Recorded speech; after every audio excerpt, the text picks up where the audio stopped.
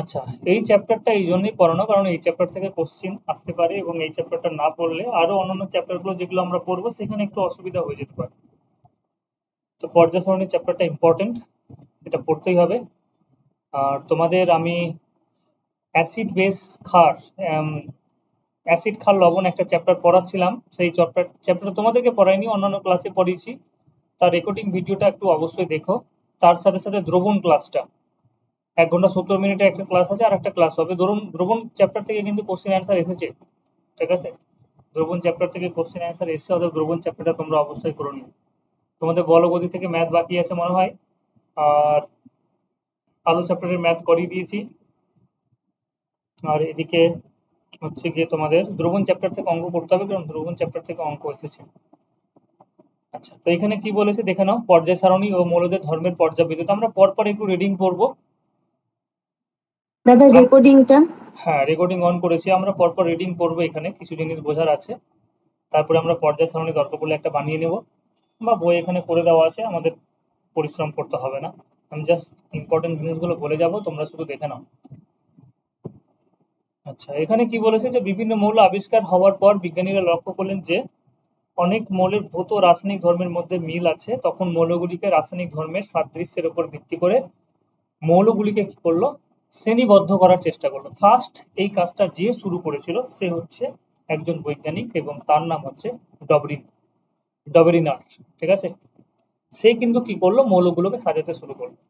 1870 খ্রিস্টাব্দে জার্মানির বিজ্ঞানী ডবরিনার কি করছে, কিছু মৌল আবিষ্কার হয়েছিল এবং মৌলগুলোকে পরপর সাজাতে শুরু করলো। ও নিজের একটা সাইন্টিফিক মেথডে মৌলগুলোকে সাজাতে শুরু করলো। ও কি করলো, ডবরিনার কি করলো দেখো, যে রাসায়নিক ধর্মে মিল আছে এরকম 3টি মৌলকে তাদের পারমাণবিক গুরুত্বের ঊর্ধ্বক্রমে সাজালে মাঝের মৌলটির পারমাণবিক গুরুত্ব অন্য দুটি মৌলের পারমাণবিক গুরুত্বের গড়ের প্রায় সমান হয়। এই একটা কনসেপ্ট ও দেখলো। ও যতগুলো মৌল পেলো, এক মিনিট wait করো।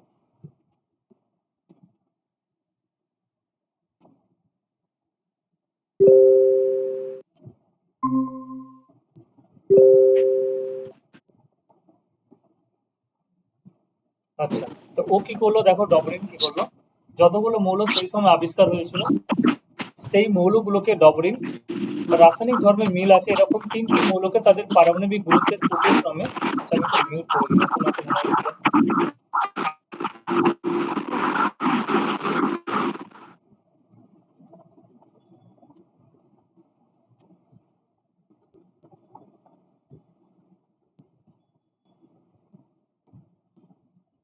আচ্ছা, দেখো, মানে ওরা যেটা করলো, যে ডবরিন যেটা করলো, যে ধরে নাও 3টে মৌল আছে, এদের পারমাণবিক গুরুত্ব হচ্ছে কি এম এ, পারমাণবিক গুরুত্ব হচ্ছে কি যে কোনো একটা মৌল অন্য কোনো একটা মৌল থেকে কত গুণ ভারী, ঠিক আছে? এইরকম ভাবে পারমাণবিক গুরুত্ব কিন্তু বের করা হয়। একটা এমবি আছে ধরে নাও, একটা হচ্ছে এমসি, 3টে মৌল আছে এবং 3টের ভর হচ্ছে কি এরকম।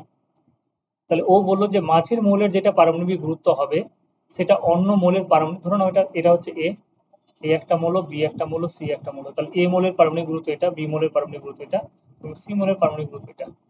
তো ও যেটা বলতে চাইলো যে মাঝের মৌলের যেটা পারমাণবিক গুরুত্ব হবে মানে এমবিটা হবে এই দুটোর পারমাণবিক গুরুত্বের যোগফলের গড়ের সাথে সমান, গড়ের সাথে সমান বা গড়ের কাছাকাছি একটা ভ্যালু। এই জিনিসটা ডবরিন বলতে চাইলো। তাহলে সেক্ষেত্রে কি হবে, মৌলগুলোকে কিন্তু পরপর ক্রমবর্ধমান পারমাণবিক গুরুত্ব অনুসারে কিন্তু সাজাতে হবে। যেমন এখানে একটা এক্সাম্পল হিসেবে নাও, যে লিথিয়াম, সোডিয়াম, পটাশিয়াম 3টেই ধাতু এবং এই 3টি মৌলকে কি করলো হচ্ছে পারমাণবিক গুরুত্ব হচ্ছে কত, একজনের হচ্ছে 7, একজনের হচ্ছে 23, একজনের হচ্ছে 39। ডবরিন কি বলছে যে মাঝের মৌলের, তোমরা দেখে নাও যে মাঝের মৌলের যেটা পারমাণবিক গুরুত্ব, যেমন আমরা যদি বলি যে এক মাঝের মৌলের পারমাণবিক গুরুত্ব কত, 23, যেটা হচ্ছে অন্য দুটো মৌলের পারমাণবিক গুরুত্বের গড়ের প্রায় সমান। 7 প্লাস 39 প্লাস 2 করলে কত হচ্ছে দেখো, 46/2 সমান হচ্ছে 23 হচ্ছে। একই রকম ভাবে ব্রোমিন যদি আমি বলি, তাহলে ব্রোমিনের হচ্ছে কত, 80, ক্লোরিনের হচ্ছে 35.5 এবং আয়োডিনের হচ্ছে 127। তাহলে 35.5 প্লাস 127, 35.5 প্লাস 127, এটাকে যদি 2 দিয়ে ভাগ করা হয় তাহলে এটা অ্যাপ্রক্সে কাছাকাছি কি হবে, আসবে ব্রোমিনের কাছাকাছি, হয় কাছাকাছি আসবে নাহলে অ্যাকুরেট মিলে যাবে। ঠিক আছে, এই জিনিসটাই, এই কনসেপ্টটাই কিন্তু ডবরিন দিয়েছিল, যে রাসায়নিক ধর্মে মিল আছে এরকম তিনটি মৌলকে তাদের পারমাণবিক গুরুত্বের ঊর্ধ্বক্রমে যদি আমরা সাজাই, তাহলে মাঝের মৌলটির পারমাণবিক গুরুত্ব অন্য দুটি মৌলের পারমাণবিক গুরুত্বের গড়ের প্রায় সমান হয় বলতে পারে।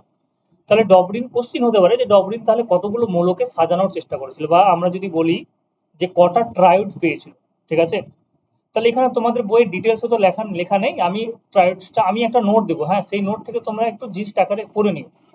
সেটা বাংলাতে একটা নোট আছে, ইংলিশে একটা নোট আছে, তাড়াতাড়ি করে পড়ে নিও, বেশি সময় লাগবে না। আমি এখানে জাস্ট ট্রায়োড গুলোর নাম বলে দিয়েছি, যে কটা মৌল ও কি করেছিল, সাজাতে পেরেছিল। মৌলগুলোর নাম আমরা জেনে নেব। একটা হচ্ছে লিথিয়াম, যেটা আমরা অলরেডি করলাম, দেখো লিথিয়াম, সোডিয়াম, পটাশিয়াম, এটা একটা ট্রায়োড, মানে তিনটে মৌল। এটা 1 নম্বর। 2 নম্বর যেটা হচ্ছে কি, এটাকে কাটতে হবে। তারপর হচ্ছে আয়রন, এটা মুখস্থ করে নেবে, কোবাল্ট, আর তার সাথে হচ্ছে নিকেল। আমি একটু বারবার করে দেখবে, তাহলে মনে থাকবে। তারপর হচ্ছে ক্যালসিয়াম, তোমাদের এই পর্যন্ত বেঁধে দিয়েছে। ঠিক আছে, iron, cobalt, nickel, iron, cobalt, nickel একটা হলো। আচ্ছা, তোমাদের ট্রায়োডের মধ্যে এখানে দুটো পড়ছে, দেখো কি কি, একটা হচ্ছে এটা পড়ছে, আর একটা হচ্ছে ক্লোরিন, ব্রোমিন, আয়োডিন। ঠিক আছে, তাহলে একটা হচ্ছে ক্লোরিন, আমি সংক্ষেপে লিখে দিলাম ক্লোরিন, ব্রোমিন, একটা হচ্ছে আয়োডিন। এটা এই দুটো বই দেওয়া আছে। 4 নম্বর যেটা হচ্ছে সেটা হচ্ছে কি তোমার ক্যালসিয়াম, ক্যালসিয়াম সিএল, সিএ বলে ক্যালসিয়ামকে। ঠিক আছে, তারপর হচ্ছে স্ট্রন, এসআর বলে স্ট্রনটিয়াম, আর একটা হচ্ছে কি তোমার বেরিয়াম। তাহলে টোটাল টোটাল 4টা ট্রায়োড তৈরি করেছিল, এবং টোটাল যদি এলিমেন্টের কথা বলি, তিনটে তিনটে করে যদি আমরা নিই, 4 ট্রায়োড, 4টা ট্রায়োড ডিসকভার করেছিল ডবরিন, এবং টোটাল এলিমেন্টের যদি কথা বলি তাহলে হচ্ছে গিয়ে 12টা।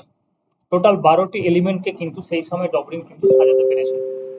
এবার আমরা যদি বলি যে ডবরিনের যে এক্সপেরিমেন্টটা এটা কি সঠিক না ভুল, তাহলে আমরা ভুল বলবো। সেই সময় অনুযায়ী, এখনকার সময় অনুযায়ী ভুল বলবো, কারণ ডবরিনের থিওরি অনুযায়ী আমরা কি করেছিলাম, শুধুমাত্র 12টা এলিমেন্টকে সাজাতে পেরেছিলাম। এরপরে এরকম কোনো মৌল আর পাওয়া যায়নি যে তিনটে করে এলিমেন্ট নিয়ে মানের ঊর্ধ্বক্রমে যদি আমি ওদের পারমাণবিক গুরুত্ব সাজাই, তাহলে মাঝের মৌলটির পারমাণবিক গুরুত্ব অন্য দুটি মৌলের পারমাণবিক গুরুত্বের যে গড়ের সমান হচ্ছে, সেটা কিন্তু হয় না। ঠিক আছে, এরকম শুধুমাত্র আমরা তাহলে তাহলে এর যেটা সীমাবদ্ধতার মধ্যে পড়ে গেল, এর যে থিওরি সেটা সীমাবদ্ধতার মধ্যে পড়ে গেল। এরপরে ডবরিনের পরে একজন বৈজ্ঞানিক গেল, সেটা হচ্ছে নিউল্যান্ড। ঠিক আছে, নিউল্যান্ড কি দিল, অষ্টক সূত্র দিল। অষ্টক সূত্রের মাধ্যমে কি বলা হলো, আমি পড়ছি না, ঠিক আছে, তোমরা শুধু দেখে নিও। নিউল্যান্ডও একই কথা বললো। ঠিক আছে, যে যদি রাসায়নিক ধর্মে মিল থাকে, তাহলে এরকম তুমি যদি 8টা মৌলকে পরপর সাজাও, তাহলে 8 নম্বর যেটা এলিমেন্ট আসবে তার যে বৈশিষ্ট্য সেটা প্রথম এলিমেন্টের সাথে মিলবে। যেরকম ভাবে সপ্তসুর যেটা আমরা দেখি, তোমরা জানো এটা সা রে গা মা পা ধা নি, তারপরে যেরকম সা আসে সেই রকম ভাবে, তাহলে 1 নম্বরের সাথে এখানে 8 নম্বর এলিমেন্টেরও এরকম কিন্তু মিল পাওয়া যাবে, যদি আমরা রাসায়নিক ধর্ম বলছি পারমাণবিক গুরুত্বের ঊর্ধ্বক্রমে যদি সাজাই, তাহলে 8 নম্বর এলিমেন্টের যেটা বৈশিষ্ট্য সেটা 1 নম্বর এলিমেন্টের সাথে কিন্তু আমরা কি পাবো, 1 নম্বর এলিমেন্টের সাথে কিন্তু আমরা মিল পাবো। আচ্ছা, এখানে তাহলে কি বলেছে একটু একটু পড়ে নি। ঠিক আছে, অষ্টক সূত্র বলছে মৌলগুলিকে ক্রমবর্ধমান পারমাণবিক ভর অনুসারে সাজালে একটা নির্দিষ্ট মৌল থেকে শুরু করে পরবর্তী অষ্টম মৌলের ভৌত রাসায়নিক ধর্মে পুনরাবৃত্ত হয়। এটা হচ্ছে কি তোমার ডবরিনের, এটা হচ্ছে নিউল্যান্ডের সূত্র। কিন্তু নিউল্যান্ডও কি হয়ে গেল, তোমার বাধা পড়ে গেল। কারণ এখানে দেখো <40 লেখা আছে না, তার মানে নিউল্যান্ডের যেটা সূত্র সেটা হচ্ছে ক্যালসিয়াম পর্যন্ত সীমাবদ্ধ, ক্যালসিয়াম 20। ঠিক আছে, মানে এটা অ্যাপ্লিকেবল হচ্ছে আপ টু তোমার ক্যালসিয়াম পর্যন্ত কিন্তু আমরা এই অনুযায়ী বৈশিষ্ট্য পাচ্ছি, বা অষ্টক সূত্র ভ্যালিড হচ্ছে ক্যালসিয়াম পর্যন্ত। ক্যালসিয়ামের পরের যত মৌল আছে তার ক্ষেত্রে কিন্তু অষ্টক সূত্র আর ভ্যালিড হচ্ছে না। তাহলে এটাও সীমাবদ্ধতার মধ্যে তোমার পড়ে যাচ্ছে, অষ্টক সূত্র কিন্তু সীমাবদ্ধতার মধ্যে পড়ে গেল। এরপরে যদি আমরা বলি তাহলে এরপরে চলে আসছে লোথার মেয়ার।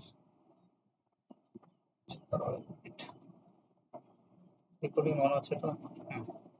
এরপরে একজন বৈজ্ঞানিক এলো। আচ্ছা, লোথার মেয়ার কি বলেছে আগে দেখে নি, ঠিক আছে? এ সাজাচ্ছে না কি করছে একটু দেখে নি। লোথার মেয়ার জাস্ট একটা কনসেপ্ট দিয়েছে। কি বলেছে লোথার মেয়ার? লোথার মেয়ার বলতে চেয়েছে যে পারমাণবিক গুরুত্ব বৃদ্ধির সঙ্গে সঙ্গে বিভিন্ন মৌলসমূহের ভৌত ধর্মের পর্যালোচনা করেন। তিনি তার পরীক্ষালব্ধ গবেষণার ফলে দেখেন যে মৌলের বিভিন্ন ভৌত ধর্ম যথাক্রমে, ভৌত ধর্ম কি? ভৌত ধর্ম হচ্ছে যেটা তুমি দেখে বুঝতে পারবে, মানে পঞ্চ ইন্দ্রিয়ের মাধ্যমে তুমি বুঝতে পারবে, সেটা গলনাঙ্ক, স্ফুটনাঙ্ক ইত্যাদি। এদের পারমাণবিক গুরুত্ব বাড়ার সঙ্গে সঙ্গে পর্যায়ক্রমে পুনরাবৃত্ত হয়। তাহলে লোথার মেয়ার একটা কনসেপ্ট দিল। ও বলল যে পারমাণবিক গুরুত্ব বৃদ্ধির সঙ্গে সঙ্গে ভৌত ধর্মের মধ্যে যে আমরা বৈশিষ্ট্যগুলো পাচ্ছি, সে তার মধ্যে গলনাঙ্ক এবং স্ফুটনাঙ্ক এদের, এটা কি হচ্ছে, পারমাণবিক গুরুত্ব বাড়ার সঙ্গে সঙ্গে কি হচ্ছে, তোমার বৃদ্ধি পেয়ে যাচ্ছে। মেন্ডেলিভ তখন কি বললো? মেন্ডেলিভ, এরপরে মেন্ডেলিভ আসছে। তোমাকে যদি বলে ফাদার অফ পিরিয়ডিক টেবিল কে, তাহলে মেন্ডেলিভই আসবে। কারণ ওরা 40টা এলিমেন্ট সাজিয়েছিল, বা কেউ 20টা এলিমেন্ট সাজিয়েছিল, কেউ হচ্ছে 12টা এলিমেন্টকে সাজাতে পেরেছিল, কিন্তু মেন্ডেলিভ বেশি এলিমেন্টকে সাজিয়েছিল। মেন্ডেলিভ 63 এলিমেন্ট পর্যন্ত সাজিয়েছিল। হুম। তো সেই জন্য, এবং মেন্ডেলিভের কনসেপ্টটা প্রায় অ্যাপ্রোপ্রিয়েট, অনেকটা অ্যাপ্রোপ্রিয়েট, শুধুমাত্র কিছু জায়গায় খামতি আছে, হ্যাঁ, যেটা আমরা পরে মজলের এক্সপেরিমেন্ট দিয়ে আমরা ঠিক করে নিয়েছি। এবং মেন্ডেলিভকে ফলো করা হয়, সেই জন্য আমরা ফাদার অফ পিরিয়ডিক টেবিল যদি বলি তাহলে মেন্ডেলিভকেই বলবো। তাহলে এখানে কি বলেছে দেখো, মেন্ডেলিভের কনসেপ্ট কি, যে সবকিছু ঠিক আছে, মেন্ডেলিভ শুধু একটা জায়গায় মনে হয় চেঞ্জ করছে, যে মেন্ডেলিভ মৌলিক পদার্থগুলিকে তাদের ক্রমবর্ধমান পারমাণবিক গুরুত্ব অনুসারে সাজিয়ে, এই যে লোথার মেয়ারের কনসেপ্টটাকে ইউজ করলো। লোথার মেয়ার যেটা বললো যে পারমাণবিক গুরুত্ব বৃদ্ধির সঙ্গে সঙ্গে কি হচ্ছে, গলনাঙ্ক এবং স্ফুটনাঙ্ক কিন্তু আস্তে আস্তে বৃদ্ধি পাচ্ছে। তাহলে লোথার মেয়ারের এই কনসেপ্টটাকে কাজে লাগালো, যে মৌলিক পদার্থগুলিকে তাদের ক্রমবর্ধমান পারমাণবিক গুরুত্ব অনুসারে সাজালে ভৌত এবং রাসায়নিক ধর্মের মানে ভৌত এবং রাসায়নিক ধর্ম কি, সেটা পারমাণবিক বিভাজন হতে পারে, ঘনত্ব, গলনাঙ্ক, স্ফুটনাঙ্ক, রাসায়নিক আচরণ, বিভিন্ন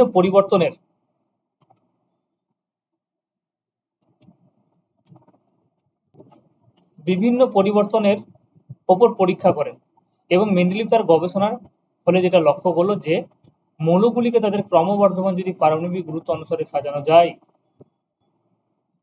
নির্দিষ্ট ব্যবধানের পরে মৌলগুলির মধ্যে ভৌত এবং রাসায়নিক ধর্মের আবার পুনরাবৃত্ত হচ্ছে। সেটা কটা এলিমেন্ট পরে হচ্ছে আমি জানি না, ঠিক আছে, সেটা একটা নির্দিষ্ট সিস্টেমেটিক ওয়েতে হবে, কিন্তু একটা কি হচ্ছে, ভৌত এবং রাসায়নিক ধর্মের একটা পুনরাবৃত্ত হচ্ছে। অর্থাৎ মৌলগুলির মধ্যে ধর্মের কিছু সাদৃশ্য দেখা যায়। বলছে মৌলগুলির ধর্মের পুনরাবৃত্ত যে হচ্ছে, এটাকে আমরা কি বলবো, মৌলের ধর্মের পর্যাবৃত্ততা বলে। আমি একটা ছোট্ট এক্সাম্পল হিসাবে এখানে বলি, যে ব্যাপারটা বলতে কি চাইলো। যেমন তোমরা হাইড্রোজেনের পরে হিলিয়ামের নাম শুনেছো, তারপর আমরা লিথিয়াম থেকে বলতে বলতে যাবো lithium, beryllium, boron, carbon, nitrogen, oxygen, তারপরে হচ্ছে ফ্লোরিন, তারপর সবশেষে কি আসবে, নিয়ন আসবে। তারপর হবে sodium, magnesium, aluminium, silicon, phosphorus, sulphur, chlorine, argon, potassium, calcium, scandium, আচ্ছা, ফসফরাস, সালফার, ক্লোরিন, আর্গন, তারপরে আর্গন আসবে। তাহলে একটা নির্দিষ্ট সংখ্যা পরে দেখো হিলিয়াম, এই যে একটা টেবিল আমরা যদি দেখি, তাহলে হিলিয়ামের নিচে একটা নির্দিষ্ট সংখ্যা পরে যেটা নিয়ন আসছে, এবং নিয়নের পরে একটা নির্দিষ্ট সংখ্যা পরে আর্গন আসছে, এগুলো সবই হচ্ছে নিষ্ক্রিয় গ্যাস। এই জিনিসটাই বলতে চাইলো, যে একটা নির্দিষ্ট সংখ্যা পরে কি হবে, মৌলগুলির ধর্মের পর্যাবৃত্ততা দেখা যায়, মানে এর বৈশিষ্ট্যের সাথে এর বৈশিষ্ট্য মিলবে, ঠিক আছে। এটা ধাতু হলে এটাও ধাতু হবে, বৈশিষ্ট্য আছে, এর যোজ্যতা এক হলে এর যোজ্যতা এক হবে, এই যে বৈশিষ্ট্য, তাহলে এটাকে আমরা বলবো মৌলের ধর্মের পর্যাবৃত্তি ঘটনা, ঠিক আছে। তাহলে মেন্ডেলিভের এবার চলে এসো পর্যায় সূত্র কি বলেছে। আশা করি তোমরা বুঝতে পারছো, কারো কোনো সমস্যা থাকলে অবশ্যই বলবে, হ্যাঁ। তাহলে মেন্ডেলিভের পর্যায় সূত্র কি বলেছে, যে বিভিন্ন মৌলের ভৌত ও রাসায়নিক ধর্মগুলি তাদের পারমাণবিক গুরুত্ব বাড়ার সঙ্গে সঙ্গে পর্যায়ক্রমে পুনরাবৃত্ত হয়। এটা মেন্ডেলিভের একটা সূত্র। আমরা বইটা অন্তত পক্ষে একবার তো রিডিং করবোই, তারপরে তুমি স্কিপ পুরো করে পড়তে পারো, কিন্তু একবার অন্তত পক্ষে রিডিং করো না। কারণ কোনো সময় কি হয়, অনেক সময় কি হয়, যে পুরো ডেফিনেশনকে তুলে দিয়ে দিতে পারে কোনো কোশ্চেনে। রেলের পরীক্ষা যেমন ডেফিনেশন তুলে দিয়ে দেয়, পুনরাবৃত্ত হয়। আচ্ছা, বিভিন্ন মৌলগুলিকে কি বলেছে, ক্রমবর্ধমান পারমাণবিক গুরুত্ব অনুসারে সাজালে একটা নির্দিষ্ট ব্যবধানে মৌলগুলির ধর্মের পুনরাবৃত্ত হয়। ধর্মের এটাকে পর্যায়নুক্রমিক বলা হয়। আচ্ছা, মৌলগুলির ধর্মের পরিবর্তন পর্যায়নুক্রমিক, ঠিক আছে। তাহলে পর্যায়ক্রমিক একটা ঘটনা দেখতে পাওয়া যায়। মেন্ডেলিভের পর্যায় সারণী কি বলেছে? মেন্ডেলিভ পর্যায় সূত্র অনুসারে মৌলগুলিকে বিভিন্ন আনুভূমিক এবং উলম্ব সারিতে সাজিয়ে যে তালিকা তৈরি করেছেন তাকে পর্যায় সারণী বলে। তাহলে কিছু এলিমেন্ট আছে, এলিমেন্টগুলোকে কিভাবে সাজানো হয়েছে? পর্যায় এবং শ্রেণী বরাবর সাজানো হয়েছে। যদি আমি এইরকম ভাবে নিই পরপর বসা এলিমেন্টগুলো, তাহলে এটা হয়ে গেল পর্যায়। আর এরকম ভাবে বসাতে বসাতে আমরা দেখছি কিছু এলিমেন্টের নিচে কিছু এলিমেন্টকে বসাচ্ছি। তাহলে এখানকার যেটা এলিমেন্ট তার নিচে একটা এলিমেন্ট আছে, তার নিচে একটা এলিমেন্ট আছে, তাহলে এই বরাবর উলম্ব সারিতে যে উলম্ব উলম্ব হবে, এই যে উলম্ব সারিতে যেগুলো আমরা বলবো সেটা হচ্ছে কি তোমার শ্রেণী বলবো। আর এইভাবে যেটা আনুভূমিক বরাবর বলবো ভূমির সাথে, সেগুলো হচ্ছে পর্যায়। তাহলে মেন্ডেলিভ পর্যায় সূত্র অনুসারে মৌলগুলিকে আনুভূমিক এবং উলম্ব সারিতে সাজিয়ে যে তালিকা তৈরি করছেন তাকে আমরা পর্যায় সারণী বলছি। তাহলে এটাকে মেন্ডেলিভের পর্যায় সারণীও বলা হয়। তাহলে টোটাল কটা পর্যায় ছিল মেন্ডেলিভের পর্যায় সারণীতে? সেটা হচ্ছে 7টা। এরকম ভাবে 7টা তোমার শ্রেণী, 7টা তোমার পর্যায় তৈরি করা হয়েছিল। টোটাল 7টা পর্যায় ছিল। 1 2, আমরা সবগুলো বলবো, এলিমেন্ট নিয়ে আলোচনা করব আস্তে আস্তে হবে। এরকম ভাবে 7টা পর্যায় ছিল। আর এইরকম ভাবে টোটাল তোমার শ্রেণী ছিল, এবং শ্রেণীর সংখ্যা ছিল বর্তমানে তো 18টা। ঠিক আছে, কিন্তু মেন্ডেলিভের পর্যায় সারণী অনুযায়ী ওরা কি করেছে দেখো তো, একটু দেখে নাও তো। এই যে রোমান সংখ্যা দিয়ে, আচ্ছা ধরো 8টি শ্রেণী, 8টি শ্রেণী কিন্তু কোনো উপশ্রেণী আছে। টোটাল 8টা শ্রেণী নিয়েছে কিন্তু কোনো উপশ্রেণী নেই। ঠিক আছে, আচ্ছা আমি দেখে নিচ্ছি এখানে কি বলেছে। আচ্ছা হ্যাঁ, 7টি পর্যায় এবং 8টি শ্রেণীতে ভাগ করা হয়েছে। যেটা আধুনিক পর্যায় সারণী অনুযায়ী 8টা কি হয়ে গেছে? 18টি হয়ে গেছে। ঠিক আছে, আধুনিক পর্যায় সারণী অনুযায়ী 8টি যেটা হয়েছে সেটা 18টা হয়ে গেছে। তাহলে মেন্ডেলিভ 7টি পর্যায়কে ইংরেজি 1 2 3 4 দিয়ে করেছে, আর শ্রেণীগুলিকে রোমান সংখ্যা দিয়ে এরকম ভাবে 1 থেকে 8 পর্যন্ত প্রকাশ করেছে। বলেছে 1 থেকে 7ম শ্রেণী, 1 থেকে 7ম পর্যন্ত শ্রেণীকে এ ও বি দুটো উপশ্রেণী, তাহলে প্রত্যেকটাকে ভাগ করছে। বুঝলে আই কে কিভাবে ভাগ করেছে? আইটাকে ভাগ করেছে আই এ, আমরা দেখলেই বুঝতে পারবো। একটা হচ্ছে আই বি, দুটো উপশ্রেণীতে ভাগ করেছে। সেটা হচ্ছে 1 থেকে 7ম পর্যন্ত দুটো উপশ্রেণীতে ভাগ করেছে, কিন্তু 8ম শ্রেণীর কোনো উপশ্রেণীও রাখেনি। যেটা নিষ্ক্রিয় শ্রেণী হচ্ছে 8ম শ্রেণীর মধ্যে আসছে মেন্ডেলিভের, সেটাকে উপশ্রেণীতে রাখেনি। বলছে মেন্ডেলিভের সময় নিষ্ক্রিয় মৌলগুলি আবিষ্কৃত না হওয়ায় মেন্ডেলিভ পর্যায় সারণীতে ওই মৌলগুলির অবস্থান ছিল না। তাহলে মজার জিনিস হচ্ছে মেন্ডেলিভ নিষ্ক্রিয় মৌল কিন্তু সেই সময় আবিষ্কার হয়নি, কিন্তু তারপরে ও কি করেছে? 8ম শ্রেণী বলে একটা শ্রেণী তৈরি করেছে, সেই জায়গাটা কিন্তু ফাঁকা করে নিয়েছে। এটাই হচ্ছে মেন্ডেলিভের, সেই জন্য মেন্ডেলিভকে আমরা বেশি প্রায়োরিটি দিচ্ছি। ওর গেসিং পাওয়ারটা অনেক সুন্দর ছিল, যে কোনো একটা ও যেটা ভেবেছে সেটা হয়েছে পরে।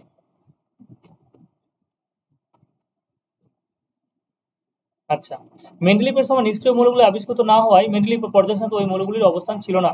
বলছে একই শ্রেণীর মৌলগুলির ধর্ম যোজ্যতা একই হয়। এখানে একটা সুন্দর কথা বললো যে একটা শ্রেণী বরাবর যদি আমি মৌল দেখি, তাহলে ধর্ম, মৌলগুলির ধর্ম এবং যোজ্যতা কি হবে? একই হবে।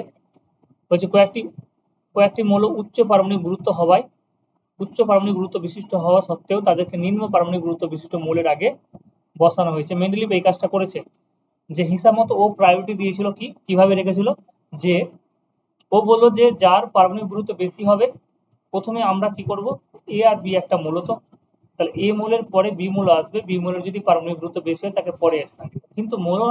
কিন্তু মেন্ডেলিভ কি করেছিল, কিছু কিছু জায়গায় আবার এইরকম ভাবে বসেছিল যে পারমাণবিক গুরুত্ব কম অথচ তাকে সামনে বসে যার পারমাণবিক গুরুত্ব বেশি তাকে পরে বসানো হয়েছে। কেন? যেমন আর্গন, আর্গন হচ্ছে 39.5 পারমাণবিক গুরুত্ব, পটাশিয়াম হচ্ছে 39.1। ঠিক আছে, যেমন আর্গনকে পটাশিয়ামের আগে বসানো হয়েছে, আর্গনের বেশি বেশি থাকা সত্ত্বেও পটাশিয়ামের পরে হওয়ার কথা, কিন্তু পটাশিয়ামের আগে বসানো হয়েছে। মনে রাখবো, কোবাল্টকে নিকেলের আগে বসানো হয়েছে, কোবাল্টের তো পারমাণবিক গুরুত্ব বেশি, তাহলে হিসাব মতো পরে বসার কথা, কিন্তু তারপরে নিকেলের আগে বসেছে। টেলুরিয়ামকে আয়োডিনের আগে বসানো হয়েছে, থোরিয়ামকে প্রোটাক্টিনিয়ামের আগে বসানো হয়েছে। তাহলে এই মৌলগুলোর নাম কিন্তু একটু মনে রাখতে হবে, ডিপে যদি কোশ্চিন হয় তাহলে এরকম আসতে পারে। আচ্ছা, এক্ষেত্রে তিনি কেন এরকম করেছে, যে এক্ষেত্রে তিনি পারমাণবিক ওজন অপেক্ষা ভৌত রাসায়নিক ধর্মের পর্যাবৃত্ততাকে বেশি অগ্রাধিকার দিয়েছে। ও বললো যে সব জায়গায় যে পারমাণবিক গুরুত্ব আসবে সেটা না, কিছু কিছু জায়গায় সুবিধার জন্য আমরা ও কি করেছে, যে ভৌত রাসায়নিক ধর্ম সেটাকে বেশি প্রায়োরিটি দিয়েছে পারমাণবিক গুরুত্ব অপেক্ষা বা পারমাণবিক ওজন অপেক্ষা ভৌত রাসায়নিক ধর্মের পর্যাবৃত্তটাকে, যে যাতে উপরের এলিমেন্টের সাথে নিচের এলিমেন্টের ভৌত এবং রাসায়নিক ধর্ম সেম থাকে। এ মৌলের সাথে নিচে যে পর্যায় বরাবর মৌলগুলোর শ্রেণী বরাবর মৌলটাকে লিখবো, তাহলে এ মৌলের সাথে যাতে বি মৌলের তোমার যোজ্যতা সেম হয়, ধর্মটা সেম হয়, রাসায়নিক ধর্ম ভৌত ধর্ম এগুলো যাতে সেম হয়, এই জিনিসটাকে বেশি প্রায়োরিটি দেওয়া হয়েছে মেন্ডেলিভের পর্যায় সারণীতে। সেই জন্য এরকম ভাবে ও সাজিয়েছে কিছু কিছু জায়গায়, সব জায়গায় না, তাহলে কিছু জায়গায় ওর ব্যতিক্রম আছে। আচ্ছা, এবার আমরা চলে আসছি আধুনিক পর্যায় সারণী, modern periodic table. Modern periodic টেবিলটা কি করে আবিষ্কার হলো দেখো। মেন্ডেলিভ ধারণা করেছিলেন যে পারমাণবিক ভরই হচ্ছে মৌলের মূল ধর্ম। আচ্ছা, আমি একটু দেখে নিই সবাই তবে আসো কিনা। হ্যাঁ, কোনো জায়গায় যদি বোরিং লাগে বা অসুবিধা হয় তাহলে অবশ্যই বলবে। মেন্ডেলিভের ধারণা ছিল যে পারমাণবিক ভরই মৌলের মূল ধর্ম। তাহলে ও যেটা ভেবে রেখেছিল যে পারমাণবিক ধর্ম হচ্ছে মূল ধর্ম, পারমাণবিক ওজনই হচ্ছে পরমাণুর মূল ধর্ম, সেই সময় আবিষ্কার হয়নি, জানা ছিল না। তাহলে এটাকে ধরে ওই গিয়েছে এবং এটাকে ধরে টেবিল তৈরি করেছে। আইসোটোপ আবিষ্কারের পর জানা গেল যে একই মৌলের বিভিন্ন পরমাণু থাকতে পারে যাদের রাসায়নিক ধর্ম একই অথচ পারমাণবিক ভর বিভিন্ন। আইসোটোপ মানে কি? আইসোটোপ আবিষ্কার হলো। আইসোটোপটা কেমন জিনিস? যে একটা মৌলের তিনটে আলাদা আলাদা প্রোটন সংখ্যাতে তিনটে আলাদা আলাদা পরমাণু পেতে পারে। যেমন 1H1, 1H2, 1H3। দেখো একটাই মৌল, তিনটাই হচ্ছে হাইড্রোজেন, কিন্তু আলাদা আলাদা প্রোটন সংখ্যা সেম, সেই জন্য আইসোটোপ বলছি, কিন্তু এদের ভর সংখ্যা আলাদা। সাধারণ হাইড্রোজেন বলে এটাকে প্রোটিয়াম, ডয়টেরিয়াম এটাকে ট্রিটিয়াম বলে। ঠিক আছে, এই ট্রিটিয়ামটা হচ্ছে কি তোমার তেজস্ক্রিয় মৌল, এটা হচ্ছে তেজস্ক্রিয়, ট্রিটিয়ামটা হচ্ছে তেজস্ক্রিয়। তাহলে মেন্ডেলিভ কি হয়েছে? মেন্ডেলিভ ও সেই সময় আবিষ্কার হয়নি, সেই সময় কিন্তু তোমার সেই সময় কি আবিষ্কার হয়নি? এই যে আইসোটোপের কথা বলছি, আইসোটোপের কথা, এই আইসোটোপ কনসেপ্টটাই কিন্তু আসেনি। তাহলে মেন্ডেলিভের পর্যায় সারণী কিন্তু এই আইসোটোপ যুক্ত মৌলগুলোকে এটা একটা লিমিটেশনের মধ্যেই পড়ে যাচ্ছে, এটা একটা লিমিটেশনের মধ্যে পড়ে যাচ্ছে। কারণ মেন্ডেলিভ জোর দিয়েছিল পারমাণবিক ভরের উপরে, তাহলে পারমাণবিক ভর মানে উপরের এই সংখ্যাটার উপরে যদি কেউ জোর দেয়, তাহলে এই মৌলগুলোকে তো স্থান দিতে হবে। তাহলে এটা লিমিটেশনের মধ্যে পড়ে আছে মেন্ডেলিভ, তাহলে আইসোটোপ যুক্ত মৌলগুলোকে কিন্তু স্থান দিতে পারেনি। ঠিক আছে, এবং যখন আইসোটোপ আবিষ্কার হয়ে গেল তখনই কিন্তু আমাদের পিরিয়ডিক টেবিলও চেঞ্জ হয়ে যাচ্ছে। কারণ এই যে মজলি এসে সবকিছু মজিয়ে দিল। 1942 খ্রিস্টাব্দে কি হলো? যে 1942 খ্রিস্টাব্দে পদার্থবিজ্ঞানী মজলে পরমাণুর এক্স রশ্মি একটা এক্সপেরিমেন্টের মাধ্যমে গুরুত্বপূর্ণ একটা সিদ্ধান্ত আছে, দারুণ একটা কনসেপ্ট। এরপরে তো সমস্ত জিনিস চেঞ্জ হয়ে যাচ্ছে, পুরো কেমিস্ট্রি চেঞ্জ হয়ে যাচ্ছে এরপরে। ও যে তার সিদ্ধান্ত অনুযায়ী মৌলের রাসায়নিক ধর্ম পরমাণু নিউক্লিয়াসে উপস্থিত প্রোটন সংখ্যা বা পরমাণু ক্রমাঙ্কের উপর নির্ভর করে, তারা পারমাণবিক ভর দ্বারা নির্ধারিত হয় না। পারমাণবিক ভর যেটা আমরা বলছিলাম সেটার উপর নির্ভর করবে না। পারমাণবিক ভর মানে প্রোটন, ইলেকট্রন, নিউট্রন সমস্ত যেটা সমস্ত কিছু মিলিয়ে যেটা ভর, সেটার উপর নির্ভর করবে না। এর মেন যেটা খেলা সেটা হচ্ছে পরমাণু ক্রমাঙ্ক, ওই মৌলটাতে কি পরিমাণ প্রোটন আছে। তাহলে কোন মৌলের ভৌত এবং রাসায়নিক ধর্ম কিসের উপর নির্ভর করবে? সেটা হচ্ছে ওই মৌলের বা মৌলের বৈশিষ্ট্য কেমন হবে সেটা ওর পরমাণু ক্রমাঙ্ক বলে দিবে। তাহলে মৌলের রাসায়নিক ধর্ম পরমাণু নিউক্লিয়াসে উপস্থিত প্রোটন সংখ্যা বা পরমাণু ক্রমাঙ্কের উপর নির্ভর করে, পারমাণবিক ভর দ্বারা নির্ধারিত হয় না। এটাই হচ্ছে গিয়ে মজলের মেন কনসেপ্ট।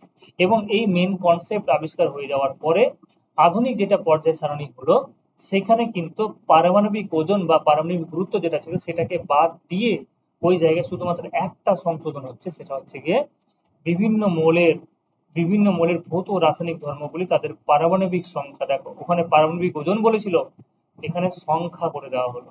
পারমাণবিক সংখ্যা বাড়ার সঙ্গে সঙ্গে পর্যায়ক্রমে পুনরাবৃত্ত হয়।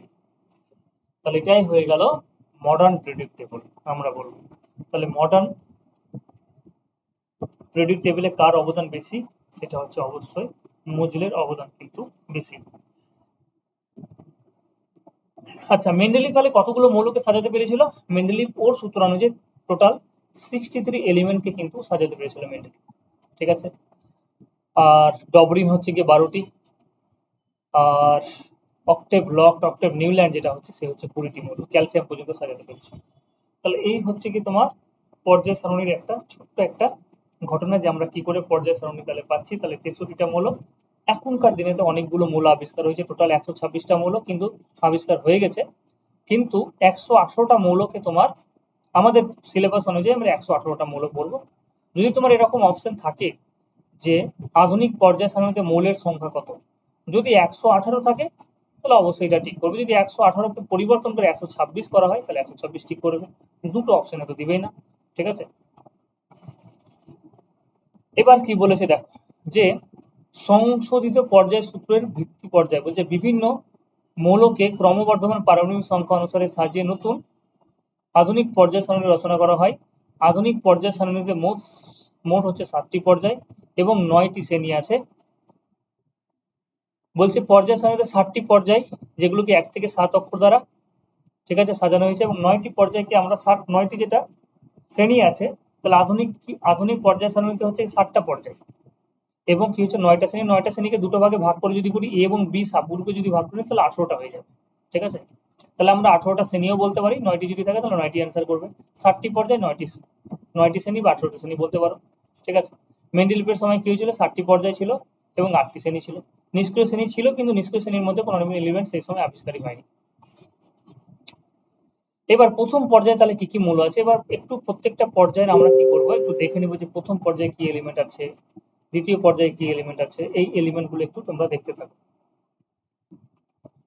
ক্লাস খুব বেশি হবে না, 1 ঘন্টা ক্লাস হবে, ঠিক আছে। দেখো প্রথম পর্যায়ে যদি বলি তাহলে প্রথম পর্যায়ে কি আছে, প্রথম পর্যায়ে হচ্ছে হাইড্রোজেন এবং হিলিয়াম, ঠিক আছে। একটু মনে রাখবো যে প্রথম পর্যায়ে তাহলে কি কি মৌল আছে। তোমরা এমনিতে হয়তো ক্লাস 12 বা 11 তোমরা হয়তো মুখস্থ করেছো, সায়েন্স নিয়ে যারা আছো। আচ্ছা, দ্বিতীয় পর্যায়ে কি হচ্ছে, যে মৌলগুলো আছে, এটা সব থেকে হচ্ছে কি ছোট পর্যায়।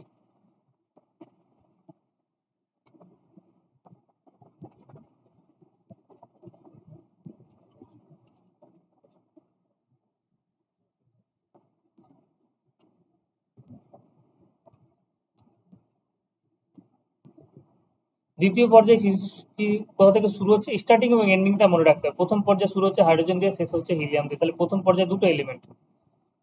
দ্বিতীয় পর্যায়ে লিথিয়াম দিয়ে শুরু হচ্ছে এবং কোথায় শেষ হচ্ছে দেখে নাও, ঠিক আছে। এটা হচ্ছে গিয়ে তোমার মেন্ডেলিভের পর্যায় সারণী যেটা সংশোধিত রূপ, সেটাকে এরকম ভাবে দেখানো হয়েছে যে প্রথম পর্যায়ের এলিমেন্ট হচ্ছে হাইড্রোজেন, হিলিয়াম, দ্বিতীয় পর্যায়ে হচ্ছে লিথিয়াম থেকে শুরু, নিয়নের শেষ,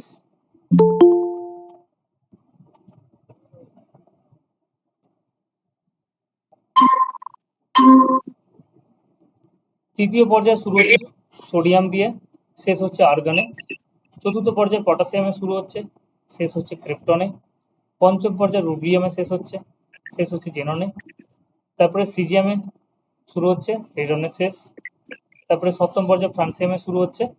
আর এখানে হচ্ছে গিয়ে সপ্তম পর্যায়টাকে আমরা দুই ভাগে ভাগ করছি। সপ্তম পর্যায়ে চলো আমরা বলছি পরে সপ্তম পর্যায়টা নিয়ে, ল্যান্থেনাইড অ্যাক্টিনাইডে ভাগ করে দিব, ঠিক আছে। ষষ্ঠ এবং সপ্তমটাকে আমরা ল্যান্থেনাইড অ্যাক্টিনাইডে ব্রেক করে দিব। তাহলে এখানে পরপর কি করেছে দেখে নাও, স্টার্টিং এবং এন্ডিংটা আমাকে জানতে হবে। প্রথম, আচ্ছা, মৌলগুলো কি বলেছে, তৃতীয় পর্যায়ে, এই পর্যায়টিতে কি হচ্ছে 8টি মৌল আছে, sodium, magnesium, aluminium, silicon, phosphorus, sulphur, chlorine, argon. চতুর্থ পর্যায়ে, এই পর্যায়ে পটাশিয়াম থেকে ক্রিপ্টন পর্যন্ত মোট হচ্ছে গিয়ে 18টি। তাহলে আমরা কি পাচ্ছি, প্রথম পর্যায়ে 2টি মৌল ফার্স্ট, দ্বিতীয় পর্যায়ে কি হচ্ছে 18টি মৌল, সরি, দ্বিতীয় পর্যায়ে হচ্ছে 8টি মৌল, তৃতীয় পর্যায়ে কি হচ্ছে গো, তৃতীয় পর্যায়ে তুমি যদি ভালো করে লক্ষ্য করো তাহলে দেখবে তৃতীয় পর্যায়ে তোমার 18টি মৌল পাবে। তৃতীয় পর্যায়ে কি হচ্ছে, পটাশিয়াম থেকে ক্রিপ্টন পর্যন্ত মোট 18টি মৌল আছে। সরি, ভুল করছি, তৃতীয় পর্যায়ে মোট, দ্বিতীয় পর্যায়ে 8, তৃতীয়তেও তো 8টা। হ্যাঁ, দ্বিতীয় পর্যায়ে 8, তৃতীয় পর্যায়ে হচ্ছে 8, চতুর্থ পর্যায়ে কত হচ্ছে 18,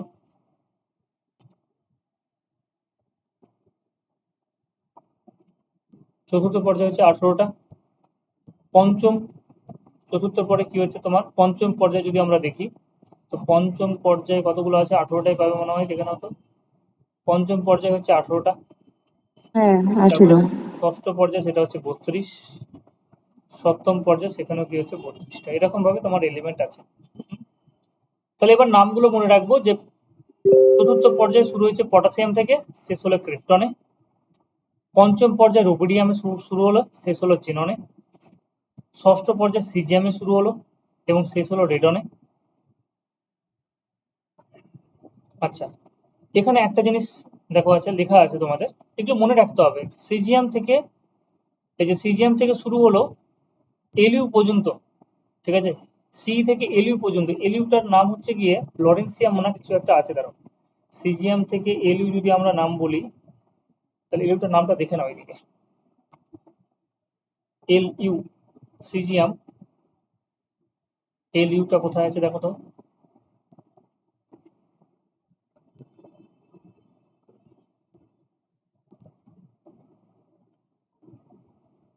ল্যান্থানাইট কোথায় গেল, কোথায় গেল, পেলে গো খুঁজে? এল এ আছে তো, হুম, এল ইউ নেই, এল এ, ওই যে স্টার করা আছে যে। হুম, সিজিএম থেকে, হ্যাঁ, এই যে এলিউ আছে, এই যে লুটেসিয়াম, ঠিক হ্যাঁ আছে, হ্যাঁ। লুটেসিয়াম। হুম। তাহলে সিজিএম থেকে, তাহলে ষষ্ঠ দেখো, ষষ্ঠ পর্যায়ে টোটাল কিন্তু 32টা এলিমেন্ট আছে। তার মধ্যে, তার মধ্যে যদি আমরা বলি এখানে, এই যে 58 থেকে টোটাল 14টা এলিমেন্ট কিন্তু এখানে রাখা হয়েছে। তাহলে ষষ্ঠ পর্যায় থেকে, ষষ্ঠ পর্যায়ে টোটাল 32টা এলিমেন্ট আছে। এই 32টা এলিমেন্টের মধ্যে 14টা এলিমেন্টকে আমরা এখানে আলাদা করে তুলে রেখেছি। ষষ্ঠ পর্যায়ের টোটাল 14টা এলিমেন্টকে আমরা আলাদা করে তুলে রেখেছি। তার কারণ আছে, যে কারণ এই যে ল্যান্থানাইটস, এটাকে আমরা ল্যান্থানাইট সমূহ বলছি, এখানে হচ্ছে সিরিয়াম, সিরিয়াম থেকে শুরু করে ষষ্ঠ পর্যায়টা আমরা যদি বলি, যে ষষ্ঠ পর্যায়ে শুরু কোথায় হচ্ছে সিজিয়াম, শেষ কোথায় হচ্ছে সেটা হচ্ছে রেডনে, ঠিক আছে, শেষ হচ্ছে রেডনে। কিন্তু আমরা যদি বলি যে ষষ্ঠ পর্যায়ের সিজিয়াম থেকে লুটেসিয়াম পর্যন্ত আমরা ল্যান্থানয়েডস বলবো, ঠিক আছে। একই রকম ভাবে সপ্তম যেটা পর্যায় ফ্রান্সিয়াম শুরু হচ্ছে এখান থেকে, ঠিক আছে, এবং শেষ হচ্ছে কি তোমার 103, 110, হ্যাঁ, ডার্মি স্টেডিয়াম, ঠিক আছে, ডার্মি স্টেডিয়াম এখানে শেষ হচ্ছে, এটা আমি দেখে নিচ্ছি, এখানে শেষ হচ্ছে। কিন্তু আমরা যদি অ্যাক্টিনয়েডস বলি, তাহলে এর মধ্যে থেকে 14টা এলিমেন্টসকে আমরা আলাদা করে রেখেছি, সেটা হচ্ছে থোরিয়াম থেকে শুরু করে লরেন্সিয়াম পর্যন্ত, এদের নাম আছে আলাদা করে, এদের নাম আমি আলাদা করে লিখে দিচ্ছি দেখো, নাহলে কি বলা হয়েছে দেখো, যে সপ্তম পর্যায়ে ফ্রান্সিয়াম থেকে শুরু করে অগ্নেসিয়াম, সরি, ফ্রান্সিয়াম থেকে শুরু করে, আচ্ছা এখানে কি বললাম, যে ষষ্ঠ পর্যায়ে যে সিজিয়াম থেকে শুরু করে লুটেসিয়াম পর্যন্ত যে মৌলগুলো আছে, সেই মৌলগুলো প্রকৃতিতে খুব কম পাওয়া যায় বলে এদেরকে বিরল মৃত্তিকা মৌল বলে। তার নামটা বলে রাখবো, সিজিয়াম থেকে লুটেসিয়াম পর্যন্ত যে 14টা মৌল আছে সেটাকে আমরা বলছি বিরল মৃত্তিকা মৌল, এবং এদেরকে নাম দেওয়া হয়েছে সেটা হচ্ছে ল্যান্থানাইট। আর সপ্তম পর্যায়ে ফ্রান্সিয়াম, সপ্তম পর্যায় থেকে আমরা এলিমেন্ট তুলছি। এই যে ফ্রান্সিয়াম থেকে যে অগ্নেসিয়াম পর্যন্ত মোট 32টা মৌল আছে, তাদের মধ্যে থোরিয়াম থেকে শুরু করে লরেন্সিয়াম পর্যন্ত, থোরিয়াম থেকে শুরু করে লরেন্সিয়াম পর্যন্ত মৌলগুলোকে বলা হচ্ছে অ্যাক্টিনাইডস, ঠিক আছে। এবং এদেরকে বলার পেছনে কারণ আছে, ঠিক আছে। কি বলেছে দেখো, যে প্রথম থেকে ষষ্ঠ পর্যায় পর্যন্ত, প্রথম থেকে ষষ্ঠ পর্যায় পর্যন্ত প্রতি পর্যায়ের শেষে একটি করে নিষ্ক্রিয় মৌল আছে, ঠিক আছে। প্রথম থেকে ষষ্ঠ পর্যায়ে আমরা যতগুলো পর্যায়ের কথা বলি না কেন, প্রথম থেকে ষষ্ঠ পর্যায় পর্যন্ত সবগুলোর শেষে একটি করে কি আছে, নিষ্ক্রিয় মৌল আছে। দ্বিতীয় তৃতীয় পর্যায়ে কোনো নির্দিষ্ট মৌল থেকে আরম্ভ করে 8টি মৌলের পরে, এবং নবম মৌলের পরে 8টি মৌলের পরে, কি বলেছে, দ্বিতীয় তৃতীয় পর্যায়ে কোনো নির্দিষ্ট মৌল থেকে আরম্ভ করে 8টি মৌলের পরে নবম মৌলের ধর্মের পুনরাবৃত্ত পাওয়া যায়। এই যে দেখো, তাহলে দ্বিতীয় এবং তৃতীয় পর্যায়ের কথা বলবো। দ্বিতীয় এবং তৃতীয় পর্যায়ের কথা যদি বলি, তাহলে এটা হচ্ছে গিয়ে,